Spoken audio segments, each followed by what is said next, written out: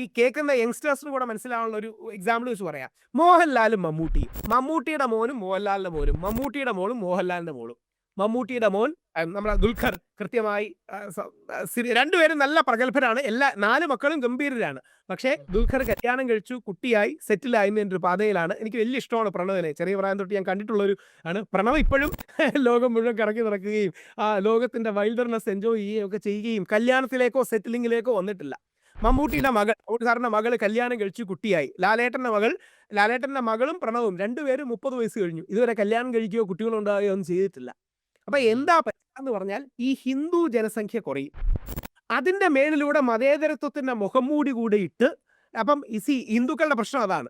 ഒന്ന്, ഹിന്ദുക്കളുടെ പ്രശ്നം അഡ്രസ് ചെയ്യാൻ പറ്റില്ല. 2, എന്തെങ്കിലും അഡ്രസ് ചെയ്ത് കഴിഞ്ഞാൽ നിങ്ങളെല്ലാം വർഗീയവാദികളാണെന്ന് പറയും. അപ്പോൾ ഇതെല്ലാം മനസ്സിൽ വെച്ചിട്ട് എന്തെങ്കിലും പറയണമല്ലോ. അങ്ങനെയാണ് പറയുന്നത് നാർക്കോട്ടിക് ജിഹാദ് ഉണ്ടാകുന്നു. മറ്റേ പിതാവ് പറഞ്ഞതുപോലെ. പിതാവിനും അറിയാഞ്ഞിട്ടൊന്നുമല്ല. പക്ഷേ ഹിന്ദുക്കളെയും ക്രിസ്ത്യാനികളെയും ഒന്നിപ്പിക്കാൻ മറുഭാഗത്തൊരു ശത്രുവിനെ വേണം. അത്രേ ഉള്ളൂ. വലിയ അന്താരാഷ്ട്ര ഐഡിയോളജി ഒന്നുമില്ല.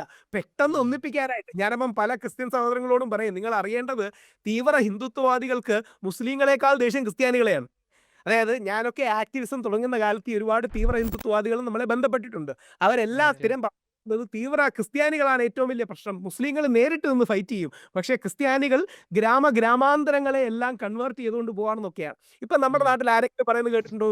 കാര്യം ഇപ്പം ക്രിസ്ത്യൻ വോട്ടിന് വേണ്ടി നോക്കുന്നതുകൊണ്ടാണ് BJP-ക്കാരത് പറയുന്നത്.